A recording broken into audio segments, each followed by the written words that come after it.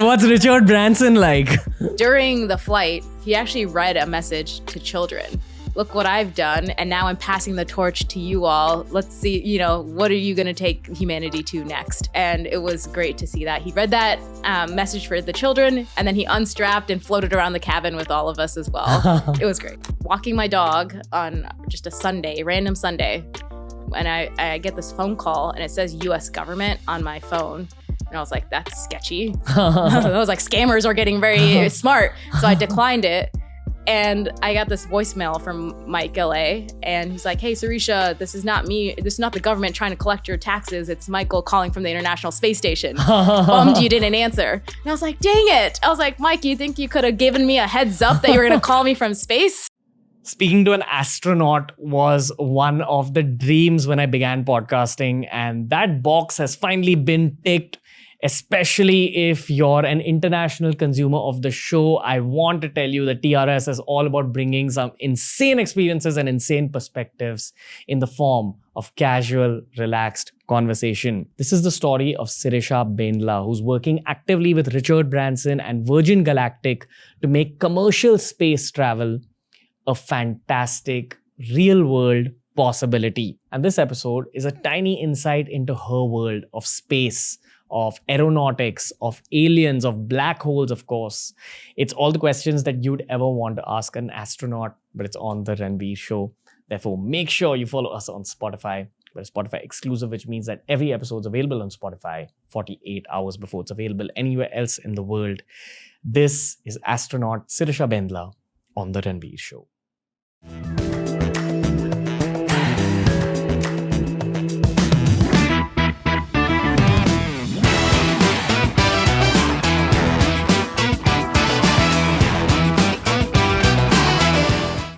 Oh my God, I'm excited about this one because I've always wanted to speak to an astronaut, Sirisha Bandla. Thank you for being on the Ranveer Show. Thank you so much for having me. I'm very excited to speak to you. My visualization of this podcast initially was that it would probably be a little boring because an astronaut would be a very serious person. I think you've got a bunch of personalities inside you, and Yes. I have a lot of questions inside me. I don't even know where to begin this, but the kid inside me is super excited for this one. Yeah, everyone loves space. You don't grow out of that, excitement that space brings. It's like dinosaurs also. I mean, I've never met a dinosaur that doesn't excite me. Space is one of those things that just brings out our inner child. Okay, speaking about your inner child, I will ask you about how this journey began, etc., etc. But honestly, first, I'd like to know about the moment where you realized you're outside of the Earth's atmosphere, where you looked around you and the colors started changing to what I'm assuming is black. Yep. How did that feel? And could you describe that moment first? Yeah, absolutely. So, I was part of the Unity 22 crew for Virgin Galactic that launched last July. So I have been wanting to go to space since I was young. So I've been anticipating what this is going to look like. I've watched videos of astronauts in space. I've seen pictures of Earth quite frequently from space. But when you see it for yourself, it's absolutely indescribable. I mean, pictures, this is very cliche, but pictures do not do it justice. And the whole journey is incredible. When the rocket motor lights, watching the sky turn from blue to black, you're going to space. And then taking that first look out the window and seeing Earth just took my breath away. What does it look like? Looks like a ball. No, I'm kidding. I mean, a lot of astronauts talk about feeling the overview effect, which is this cognitive shift in awareness of how they perceive life. And it's very interesting because when I looked out the window, I didn't feel like I was a changed person, but I saw the thin blue line of the atmosphere, and it really put into perspective how fragile our Earth is and how lucky we have that planet. And that all of human history has happened on that planet. Yeah. And that's the other thing, you see the planet and it's brilliant. It's glowing and it's against this matte black void of space. And you're like, I'm looking down on everything I know, everyone I know, like all of my life experiences. And, you feel small, but you don't feel insignificant. So I came back to Earth feeling very energized to continue to hopefully change, the future for good. Wow. Okay, so many questions. Yeah, sorry, that was very mushy, but it's truly how I feel. No, it's beautiful. Stupid question, but what do you see like outside of the Earth? Like, is it sort of, the same kind of vibe, just copy pasted all over? Like, do you see a lot of stars? Do you like, what do you see under the Earth, etc.? Like, if you look down, what do you see? Yeah, so our vehicle actually, there's a lot of windows around the cabin. And when we fly this profile, for just to be very simplistic about it, the vehicle flips upside down. So all of the windows have different views of different part, of the Earth. So you see the curvature of the Earth. You see different parts of the southwest of the United States because that's where I launched from. But the Earth is just so bright. It's just so brilliant that you don't see any stars on that trip. Okay, so the light which bounces off the Earth kind of blinds you out. Washes out the stars. So you don't see the stars on the suborbital trip for Virgin Galactic, but the main star of the show is actually the planet. Wow. How far out do you get from the Earth's atmosphere? Yeah, so we go between 80 to 100 kilometers. And you're having so much fun. You're floating around the cabin. I did, my role on the crew. So it was Richard Branson, the chief astronaut trainer of Virgin Galactic, Beth Moses, a flight test engineer, Colin Bennett, and then myself, and of course 2 pilots. And our role was actually to test out the cabin before we start flying our customers. So, as much as I would have loved to just stare out the window the entire flight, because there's nothing comparable to that. As soon as we got the clear to unstrap, so to clear to get out of our seats, we got to work. We were testing seats, we were testing the cabin. I was actually doing an experiment, which I'm happy to talk about. Yeah, what was it? Yeah, so I actually took up plant samples to space. Okay. They were genetically modified to express genes in reaction to the environment that they were in. So I had 3 with me. They're in a tube with a preservative. So basically, when we're going up to our release altitude, because first we're a plane, to go up into, above the thickest part of the atmosphere, we're a plane. So I did 1 tube, so it froze the plant in its current state at 1G, so what we're feeling right now. And then after the rocket motor boost, which is the high G portion, you feel about 3 Gs during the ascent to space. I froze another plant sample. And then during the weightlessness period, I activated the 3rd tube. So basically you freeze that plant in its state in time. So when you get back to the lab, you can look at what genes it was expressing because of how it was being stressed. And researchers are going to use that data to create plants that are adaptable to a low gravity environment. So astronauts going to the moon or going to Mars can have fresh grown food. Yeah, we've had an astrophysicist who's a regular on the show. Yeah. He speaks about how space science and military science are actually the start of all modern day sciences and modern day engineering. So I'm assuming that these are experiments you guys are conducting as astronauts for the future of the human race in general. Absolutely. Yeah. And that's something I get asked quite often. When we're doing science and technology development in space, people assume it's for further exploration, going to further destinations. And a lot of it can be used for that and is used for that. But a lot of what we're doing, a lot of the data we're collecting actually applies to all the fundamental processes and humanity on Earth. And it's really to create a better planet here and a better life for people. Okay, next question. What's Richard Branson like? He's incredible. It was such an honor to fly with him. And he is just an expert at crafting a great human experience. So I'm a technical person. I'm looking at technical details in the cabin, and Richard is looking at how do we create a life-changing, perceptive, shifting experience for our customers. Because a lot of them are taking this journey. It's something that they wanted to do all their lives. So he was looking at it from the human experience, and I learned so much from him.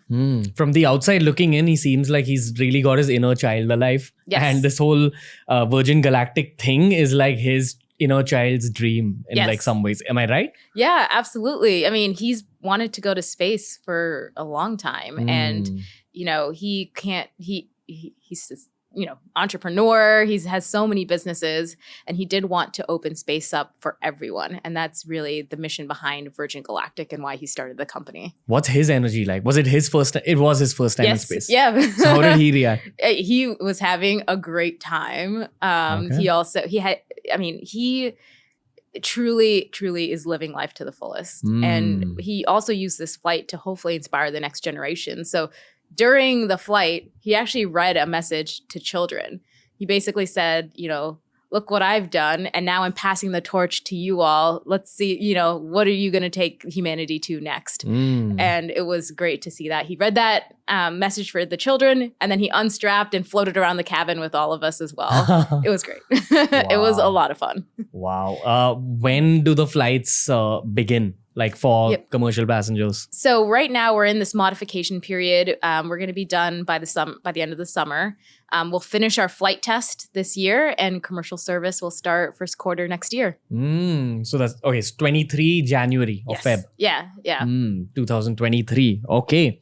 Could you describe the ascent a little bit? Like from the moment it takes off, I'm assuming that the ship is like vertical. Is it vertical at the start? We start, it's actually two vehicles. It's an aircraft called Mothership and a spacecraft called Spaceship. So really good at naming things. So it takes off from a runway, and the two vehicles are mated. The Mothership is basically carrying the spaceship. Gotcha. We go up to about 45,000 feet, which is the release altitude. It takes about 45 minutes. And once you get to the release altitude, they'll do final checks. And then you'll hear it, which is just amazing. Release, release, release. And then the spaceship will drop for a few seconds, and the rocket motor will light. And you're horizontal when the rocket motor lights. And just a few seconds after that, you take a turn up to space. Wow. So you feel the G's both in your chest and in your head just for a few seconds. I'm assuming commercial travelers will have to go through like a lot of training before. Yeah, it's only 5 days. Actually. Oh, okay. It's part of their mission of opening space up to a wider swath of the population. We want to create a vehicle that people don't have to be training for years to be able to enjoy. My personal journey, I've wanted to be an astronaut since I was young, and I'm one of those children that decided to plan out my life very early. So I was like, okay, I'm going to go get my engineering degree. Then I'm going to work in industry. Then I'm going to work for NASA. And then I'm going to apply to be a NASA astronaut. And then I'm going to go to space. I was like, what could go wrong? Where did you study? I studied at Purdue University because Neil Armstrong, the first man on the moon, went there too. So everything I've done was like to try to get to space. Wow. How old were you at the time of the first the NSR X Prize was 2004, so I was 15 or 16 years old. And at the time of the actual flight, which last year, I was 33 last year. Is that the usual age for astronauts? I mean, personally, I didn't think I was going to go to space so soon. But there's a paradigm shift happening. Most people, up till now, people train and have to do it as a professional career, go to ISRO, ESA, NASA to go to space. But now, anybody over the age of 18 can technically go to space now through commercial vehicles. What's the kind of roadmap for someone who actually wants to become an astronaut and who's passionate about space? I mean, this is why it's incredible. If you want to go to space now, you can buy a ticket to go to space. And that wasn't the case before. Up until just, I think last year, we passed about 600 people. I think we've sent 600 people to space as a collective humanity. I mean, that's a very small number of the population of Earth. So Virgin Galactic has over 800 people already signed up to fly. And it's incredible to think that, once we've flown all of our customers, we'll have doubled the number of people that have gone to space. Are you allowed to speak of how expensive or cheap the tickets are? Yeah, it's $450,000 for a ticket, which is what? 3.5 crores? Did I say it? Hopefully I converted that right? Yeah, roughly. Okay. Yeah. Okay. Yeah. So it's something that we hope to see go down as we start scaling up and we fly more often and technologies continue to advance. Stupid question, but what makes the ticket that expensive? Is it just the fuel? Is it like the engineering involved? Like, is it? There must be something that's driving up the cost. Yeah, it's the development operations, and right now we only have 2 spaceships at the moment. But as we scale, as we get more efficient in manufacturing the vehicles and operating the vehicles, we're able to bring that price down. But what I think is really exciting, though, is, if you look at the number of people who have gone to space, you break it down, less than 100 have been women of those 600 people that have gone. I mean, and of those, 4 were Indian. 4, single digit 4. And as we start flying more and more people, you're going to have people from different backgrounds, different cultures, different geographic regions go to space and each be able to share an experience in a completely different way. Do you remember the whole Kalpana Chawla incident? I remember it happening when I was a kid. And I remember even before it happened, there was a lot of hype in the Indian media about it. Yep. Especially because we have a lot of teenage listeners, college listeners. I'd love for you to explain who Kalpana Chawla was and about that mission as well. Yeah. So, Dr. Kalpana Chawla actually had a very special place in my heart. I've actually never met her in person, but when I was, figuring out how to become an astronaut, I was looking at everybody. I was looking at the Apollo astronauts, astronauts at NASA, who have the Roscosmos astronauts, how they got to space.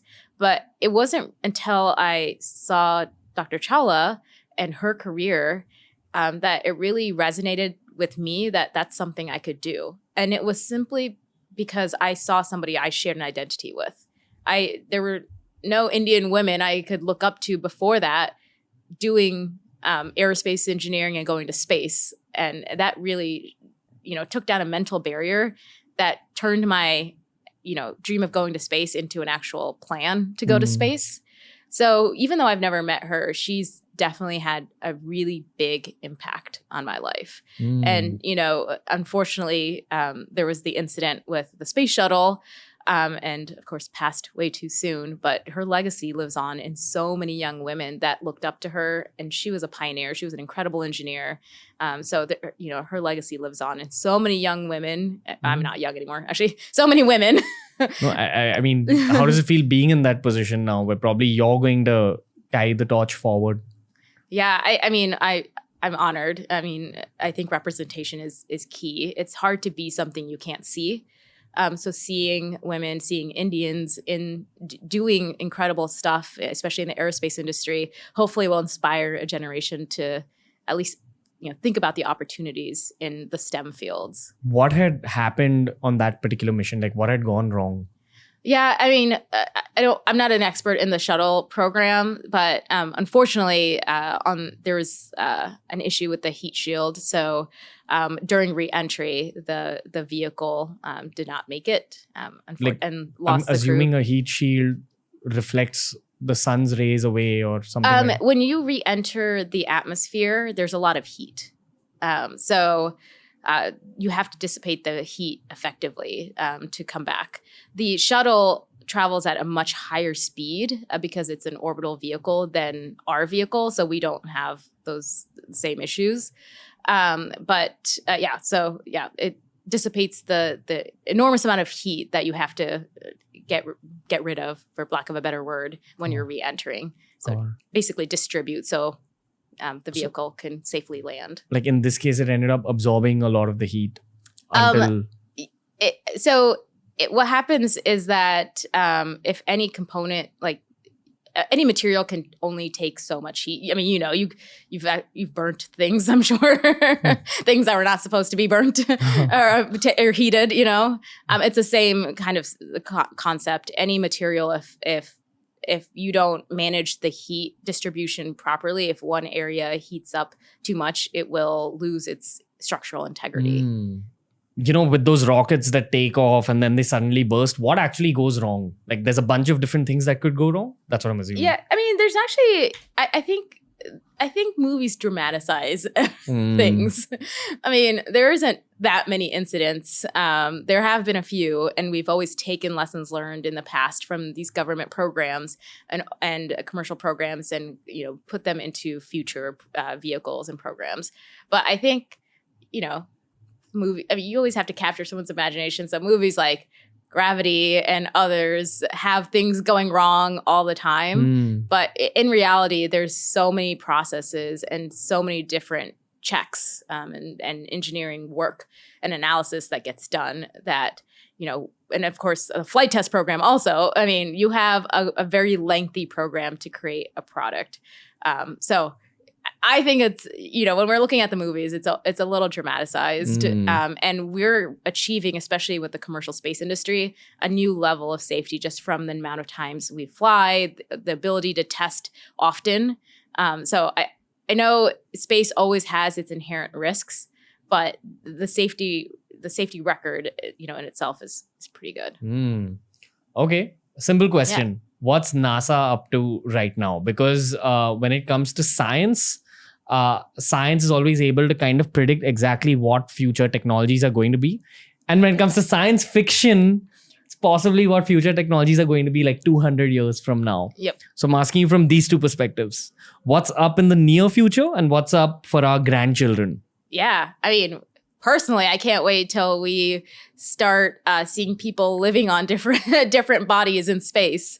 I mean, that's incredible. But, NASA and also ISRO is looking at more robust human spaceflight programs. So what do you mean more robust? So right now we have the International Space Station, but we're looking at other destinations, commercial stations on orbit, having settlements on the moon. And having footprints on Mars. So how far do you think this is? I don't think I will be the person going to Mars. I think it will be our younger viewers here. Really? I do think, I'm an optimist always. And, it's not, there's a lot of technology development that still needs to happen, especially to go to Mars, because that is a 9-month trip just to get there. And there are not only looking at how you manage effectively the weight of the vehicle, because you can't pack everything. I mean, I'm a big packer. Like I brought like 5 pairs of pants for a week in India. I don't know why, but you can't do that when you go on long duration trips to space. You have to be very efficient.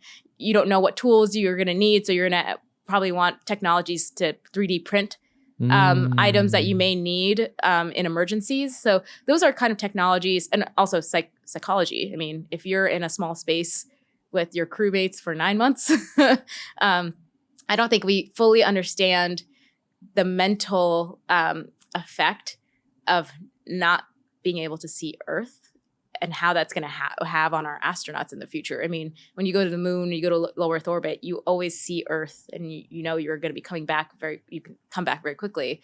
That's when you go to Mars, that's not the case. How long was your flight? My flight's only 90 minutes. Yeah. But did you feel any psychological impact? No. But I think these are the, trips like mine and trips on orbit, trips to the moon, we're going to gather data for longer duration trips like to Mars and further destinations. So we're on our way there. And, the commercial sector is partnering with NASA and other government agencies to help provide those technologies to get there. So, yeah. And if one thing I actually thought of last year, so the International Space Station, we've had people on board for 22 years this year. And I was thinking last year in the US, the legal drinking age is 21. So last year, the young people that are now able to legally buy a beer have never known a moment where people weren't in space. They've grown up always having somebody in orbit. What's the point of the International Space Station? Like, what does it do? Who gets selected to be up there? Why are people up there? Why does it still exist? Yeah, so the International Space Station is basically a laboratory in space. So government astronauts have typically used the vehicle to conduct technology demonstrations, lots of physical life sciences work, lots of pharmaceutical research. So it's been a great platform for long duration access to the low gravity environment. And we've been able to utilize that for lots of different purposes, from material science to fluids physics. And now recently with the commercial space sector, they're actually also utilizing it for some private tourism. So recently, a company called Axiom sent 3 people to the International Space Station for, I forgot the duration they stayed because I remember it got delayed. Their trip back got delayed due to weather. So they got a few extra days in space. Wow. But there's some, you can actually, NASA is allowing tourists up in the ISS as well. And it's just a great place for science and technology innovation. Wow. Have you met anyone who spent time there? Yes. So one of my mentors and my former boss is Commander Michael Lopez Alegria, former NASA astronaut. I worked for him in the commercial space sector for a few years. He actually was the commander of that mission that took the 3 people to space for tourism purposes through the company Axiom. What did he say about life at the space station? I mean, he loves it. I mean, he was born to do this kind of stuff, and he says it very well. I mean, he was definitely impacted by the view from space, and he's flown multiple times. So this is not the first time he's been at the ISS. But I was walking my dog on just a random Sunday, and I get this phone call, and it says U.S. government on my phone. And I was like, that's sketchy. I was like, scammers are getting very smart. So I declined it. And I got this voicemail from Mike LA, and he's like, hey, Sirisha, this is not me. This is not the government trying to collect your taxes. It's Michael calling from the International Space Station. Bummed you didn't answer. And I was like, dang it. I was like, Mike, you think you could have given me a heads up that you were going to call me from space? Wow. So at least I have the voicemail, but yeah, he called me from the International Space Station. I can't, this is the world we're living from. We're getting phone calls from space. Like, it blows my mind. How do they get their power? It's the sun, is solar power? Yes. Yep. Okay. And it's always been solar power? Yes. They have batteries, as well. But yeah, their main source of power is those really cool panels that you see on the ISS. So, you spoke about the missions that possibly the teenagers of now are going to undertake, possibly in the year 2050 or so. Yep. When's the next mission to the moon or mission to Mars? Like, when is it lined up? Yeah, it's actually NASA has a program called Artemis where they are trying to get the first woman on the moon. And, Artemis is Apollo's sister. So that's why it's named that way. So in the next few years, they're developing the capabilities to get people back on the moon. And it's going to be done through NASA, but also with international partners. So, I don't think it's that far off. How does one become an astronaut? Like, what's the process? Like, everyone's got to do aeronautical engineering? No. So this is why this is such a great time. I mean, you can if you want to be an astronaut for an agency like NASA or ESA, there are requirements. There's physical requirements that you have to go through. Typically, you do need an advanced degree in a STEM field. So that's the kind of core that you'll see being selected for NASA astronauts. What's a STEM field? Oh, sorry, science, technology, engineering, math field. Got it. So that's typically the core that makes it up. But with commercial space companies like Virgin Galactic and others, that's not the case anymore. It's anybody that wants to go to space, hopefully will have that opportunity to go. And I truly believe that, the more people we send to space, they're going to be artists, musicians, poets, professional communicators, politicians. Having that diverse view and having that diverse group of people have this experience is just going to have a profound effect on our generation and on our next generation. Because they'll carry the experience forward? Yes, yeah. And you'll have people who come from countries that don't have a national space program. They don't have an ISRO in their country. And you'll have somebody go to space and go back to their country and their community. And children will meet their first astronaut they've ever met. And that's going to inspire them to hopefully go into the STEM field or chase anything that they want to do. So I think that is so new. We haven't seen that before. And I get asked, they're like, how was the experience? And I was like, it's incredible, because I'm an engineer and I have very limited words in my vocabulary. And that's not to say all engineers are like that. I definitely have very limited words in my vocabulary, but I can't wait till we have a poet go to space and describe that experience. It's going to be so much better than incredible, When you were flying in the Virgin Galactic spacecraft, could you see any space debris or could you see any satellites? No, so we're not in low Earth orbit. So there's suborbital space where we'll be flying, which is 80 to 100 kilometers, and then there's higher altitudes where satellites orbit. So that's much higher than we go. So we wouldn't see any satellites, which is interesting because the part of the atmosphere we're traveling in is we've had a lot of researchers want to study that area, because it's an area that high altitude balloons on Earth can't reach because it's too high. And it's an area that satellites can't sample because it's too low for them to sample that, or because if they get to that altitude, they'll likely re-enter. So we've had a lot of atmospheric scientists very interested in putting sensors on our vehicle, testing instruments to get data in that area of the atmosphere. One scientist in particular I know, he is a planetary scientist. He was looking at Jupiter's moons and was looking at atmospheres of different bodies in space. And then he was like, okay, I have data for these other bodies. I want to compare it to the atmosphere of Earth. And he realized there wasn't that much data at that time, especially in the area that we flew. So then he started studying Earth, and now he's primarily studies Earth, and he's still a planetary scientist because... What's he trying to figure? He's just looking at different atmospheric makeups of different planets and how, what's their composition compared to Earth, and realized that there wasn't as much data. He had more data on other planets than our own. And he actually turned into an Earth scientist. All these scientists that you meet generally, and I'm sure you meet a bunch all the time. Is there anyone amongst them that doesn't believe in aliens? Because I've noticed that a lot of scientists also believe in the possibility of extraterrestrial life. Yeah, I don't ask that question to every scientist I meet, but maybe I should and get a poll, and I'll give you some data back. No, but what's your guess? Because all of us who are fascinated by space, who are choosing professions related to space, are all kind of science fiction fanboys and fangirls. So what's up? Yeah. Do you think about alien life? Do you think about what's out there? Do these people think about what's out there? Yeah, I definitely do. And I'm sure a lot of the community does as well. Not everyone's, research work is related to it, but, as rare, it's pretty rare what we have here. It's the Earth, you mean? Yeah, the Earth, a lot of things had to come together at the right time for us to exist.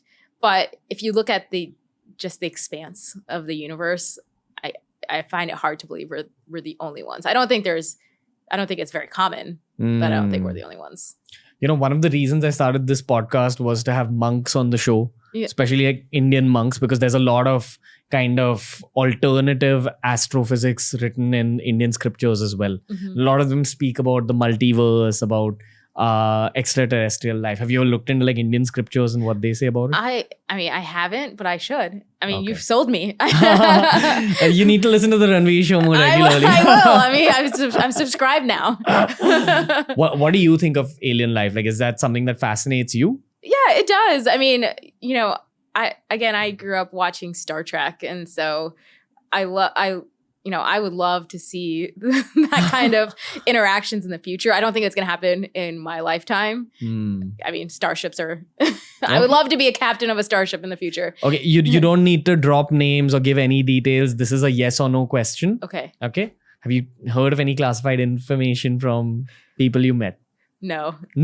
Yeah. Oh, but it's fun. Right now, actually, just recently in the U.S., Congress held a series of hearings on UFOs. So and they have a different name. They have a different acronym for it.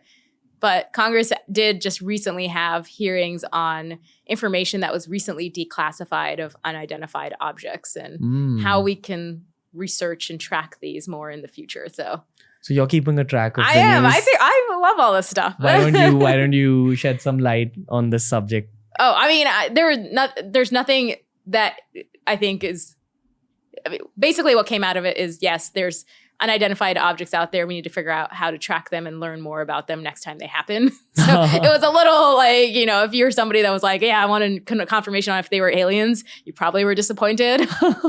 But that's probably why they didn't use the word UFO. Yeah, they had a different word. I can't remember the acronym. I wonder why. Yeah, I know. I can't remember what the acronym is now, but I'll have to look it up. But yeah, I think they called it like, oh, man, I don't remember. So you had studied aeronautical engineering, right? Mm-hmm. Briefly, could you explain what that subject is? Yeah, so it's just the study of both air and space vehicles. Okay. And that includes, satellites, airplanes, rockets, you name it. And I did aeronautical engineering, so it's all about, structures and propulsion systems and electrical systems for building and maintaining those kinds of vehicles. So I watched this podcast that Joe Rogan did with an astronaut. I can't remember the name, but he spoke about how after his career in space, he was actually involved in some deep sea experiments or something. But I didn't understand why an astronaut would be chosen to kind of be a part of those experiments. Yeah. Does it change your body, your mind, your capabilities when you spend that much time in space? Like, does it make you eligible for some crazy experiments that happen on Earth? Yeah, so I mean, it's all about the operation in the environment. I mean, the deep sea, I think I said pee, which is not what you want to go into an ocean full of. The deep sea is just as inhospitable as space. There's high pressure. You have to have a very robust vehicle to be able to withstand that. It's dark. There's not much there when you go very deep into the ocean. And it's an area that there's a lot of exploration still to do. And, somebody that's operated in an environment where, you have systems that are very specific, very precise. They're small too. The spacecrafts are not, especially on orbit, aren't, like a mansion. So somebody with the capabilities of going to space can translate those into exploring other parts of the world, like the deep sea. Do you think you'd ever do that? Yeah, I would love to. Yeah, okay. I would love to. But have you seen the creatures that live in the deep sea? Yeah. They are freaky. Yeah, I feel there's a whole world left to be explored. And I mean that from a science fiction perspective. I think there's some crazy shit down there that we don't know about. Yeah, no, I absolutely. Oh yeah, there's a lot to explore on our planet and off our planet as well. In terms of books that'll teach people a lot about space, do you have any recommendations? Yeah, there is. Well, I've been reading a lot of commercial space. Sure, whatever it is. Yeah, so one of my friends, Chris Davenport, he's a reporter at the Washington Post, has a book called The Space Barons. So if you want a history of how commercial space came to be, Elon Musk, Jeff Bezos, Richard Branson, their companies and how they came into the market, totally recommend this book. I am reading a book right now for the first time in a few months. One of my mentors, Lori Garver, who was the deputy administrator at NASA, just released her book about, again, I know I've said this so many times, policies that drove how we got to where we are in spaceflight. And it's very interesting to take a step back and look at it from that view, because as an engineer, I've always looked at the advancement of technologies, but it's great to see the advancement of policies that actually allowed these technologies to come to market and allowed them to take people to space in a whole different way. So, so that book is called Escaping Gravity by Lori Garver. Great. And then since you love aliens as well so much, I would also recommend the 3-Body Program. The 3-Body Problem. It's a science fiction book. Okay. But the story itself, I don't want to, no spoilers because I don't want, the story itself is told in a very realistic way on how a first contact might come about. So I don't want to spoil anything, but it's not good. The book is good. The contact. Okay. Not so much. Do you think if we actually have some sort of a first contact, it'll be bad? I mean, I hope not. I mean, again, I'm a Star Trek believer, and the first contact there is for partnership and mutual progress forward, and I hope that is what we have in the future. I actually think the first contact will be good. Like, have you seen the movie Arrival? Yes, I think it'll be something like that. Yeah, and that's another great example of it's a linguist that is the main character in that narrative. And it's a linguist that is utilizing scientists and researchers. It just kind of shows you the meld of not only the sciences but the communicators that are really going to provide success. Now here's what I've understood about space travel from you, and this particular episode has been eye-opening for me. Now, on one end, I have science fiction and aliens and black holes and wormholes and conversations that I've had with astrophysicists. Yeah. And they talk about what's going to happen possibly 200, 300 years into the future. Yeah. And that's the job of modern day scientists, to kind of be able to create engineering pathways. Yeah. And all that's fascinating. But the practical, realistic truth is that technology along with policy has to go one step at a time, which is why your experiment with the plants, you're figuring out how to feed the astronauts, which will carry out those experiments. Yep. I mean, who'll end up eating that food while they're on their way to Mars. And once we're on Mars, then we can talk about things like terraforming and other things. Yes. Yeah. But my question to you is, are there active scientists and engineers who are thinking about wormholes and thinking about how to create actual spacecrafts that can take humans beyond the solar system? Like, is that an active field of research right now? Yeah, there's definitely teams at NASA that are looking at different types of propulsion systems and different vehicles for future travel that need to go faster and to further destinations. So that's definitely part of it. I think it's good to go step by step. We go from suborbital to orbital to the moon to Mars, and then maybe an asteroid or other destinations. So, because in that process, you're iterating on technologies that will continue to get better and be more efficient. That'll take you farther and farther. So, yeah, there's definitely teams looking at it, but I like the step-by-step approach as well. I mean, I can't wait to go back to, I'm not going to the moon in particular, even though I would if I given the opportunity. Why would you? I would love to go to the moon. I grew up looking at this picture called Earthrise, and it was a picture that was taken by one of the Apollo astronauts of Earth. And it basically just looks like it's rising out of space. And I would love to see that. So on the moon, does the Earth look like what the moon looks like from Earth? It looks like Earth. Does it look like a moon, but just like blue and green? Yeah. It looks like, looks like, a disc of incredible colors and life, everything we know is on that circular disc that you see. It's a sphere, obviously, but when you were looking down at the Earth, other than North America, did you see any other continents? So my view was the southwest part of the United States. Launches in the future from different global spaceports will provide different views. Like if you launch from Italy, you'll see the boot. Launch from Australia, you'll see the incredible Pacific Ocean. While I want to ask you all these crazy, wild questions, I'm going to ask you sort of a more practical, wild question. Okay. I do believe that within our lifetimes, we're going to see a lot of missions to the moon where we'll see a lot of humans kind of exploring the moon. There's a whole half the moon is completely dark all the time. It's just the way physics works. Yep. So when we talk about the dark side of the moon, one side of the moon has been dark forever. And you don't know what that's kind of led to, because when you compare to the ocean, where parts of the ocean have been dark forever, now we go down there, in places where sunlight doesn't reach and you actually see life, then you see crazy shit, basically. So those fish look weird. It makes me wonder what's on the dark side of the moon. Can there actually be life in hostile conditions like that?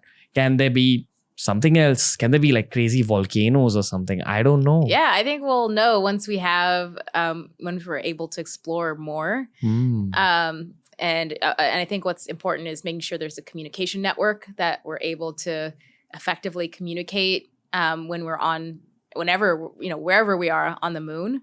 I did electronics and telecommunication engineering. Oh, yeah. And this is basically what ENTC engineering is. It's communication. Yeah, and that's really important for space, that we have that network and the means to communicate effectively back, especially if we have humans there.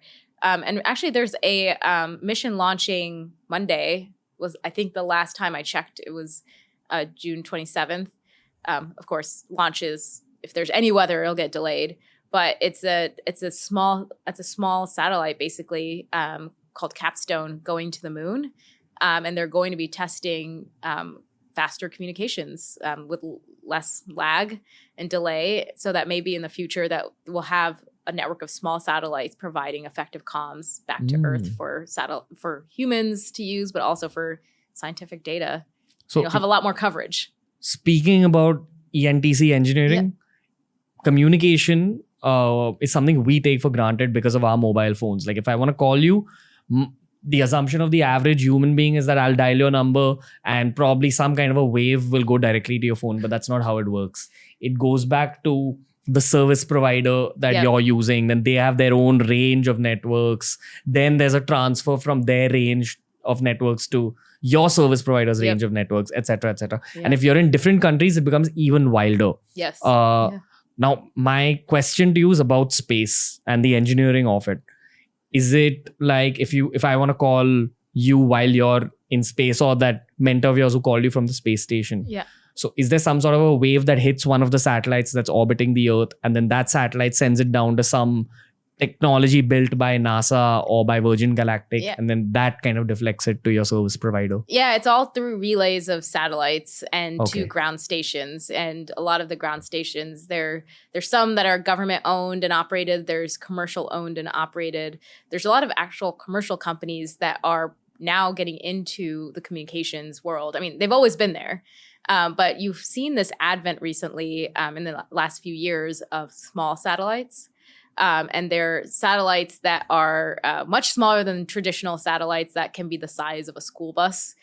They're like probably this big and can go a little bit, can go bigger as well. But they're called CubeSats, small sats. So they orbit Earth at a much lower altitude. So their life is actually shorter. So they stay on orbit for, 2 to 4 years instead of a larger satellite that'll stay on orbit for 30 plus years. And these small satellites can cover a lot more of Earth because you send a lot more up there. So they're creating a network that can cover a lot more of Earth, and they're able to now provide communication services to areas of the world that aren't as developed and do not have the luxury of cell towers everywhere. And the advantage of small satellites is that when you send them up, their lifespan is so short. When you send up, they'll burn up in 2 to 4 years. You'll send up another set of satellites and they'll have the latest technology, because as you know, we went from just in the last, 2 decades having no cell phone, like brick phones, to basically supercomputers in our pockets. Technology, especially in the electronic side, especially in the miniaturization of electronics, is advancing quickly. So if you have more opportunities to send up the latest technology into space, I mean, it's always an advantage, rather than sending up one payload for 30 years whose technology will age quickly in our, in the current environment, to sending up satellites much quicker with the latest technologies on board. And you're seeing that industry, flourish. Do you get internet in space? Because internet is basically a collection of wires on the Earth's surface. That's what people don't understand about the engineering side of the internet. Because people associate the internet with Wi-Fi. So I'm assuming that the internet in space is some sort of a super Wi-Fi router that's sending out. Yeah, it's all through satellites still. It's all through satellite relays. Gotcha. For us, we hope that people spend their journey, since it's a 90-minute flight, not tweeting.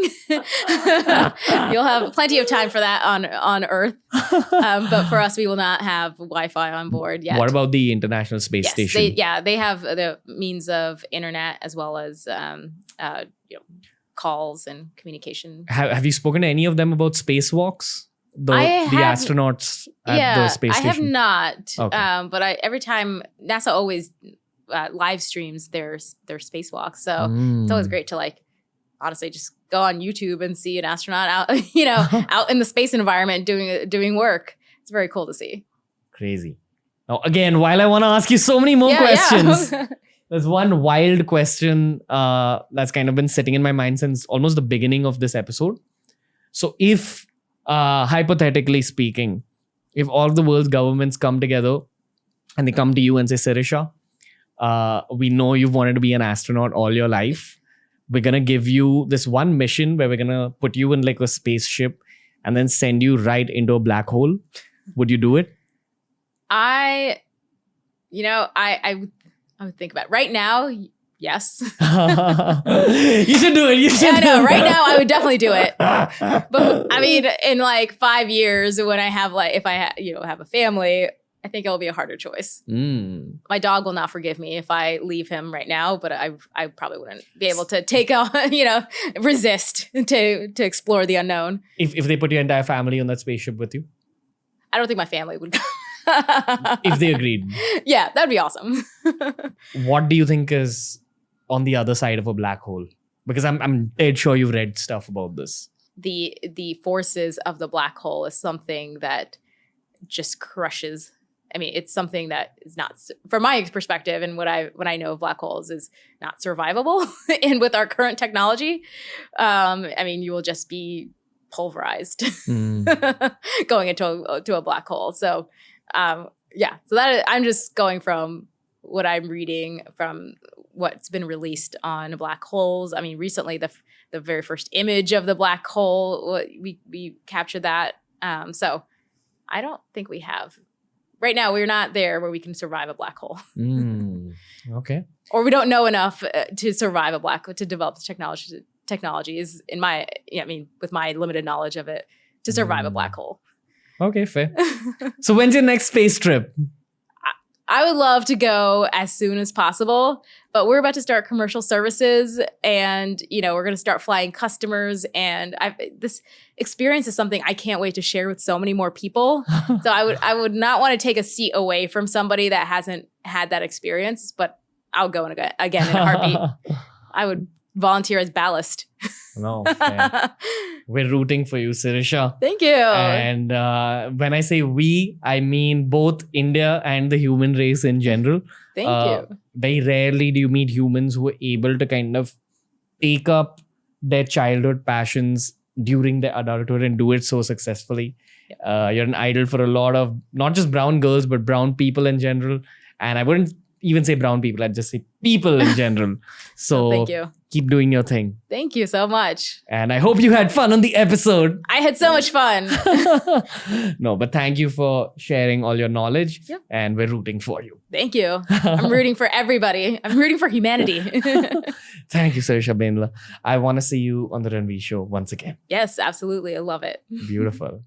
All right. So that was the episode for today. India on an international stage now is known for ISRO, but it's also known for stories like this. People of Indian origin conquering their own domains. That's what every Indian loves about being Indian in the modern day. So this was my first ever conversation with an astronaut. I'm hoping that I get to speak to a lot more. I'd love for you guys to drop in your recommendations, be it Indian guests, be it international guests.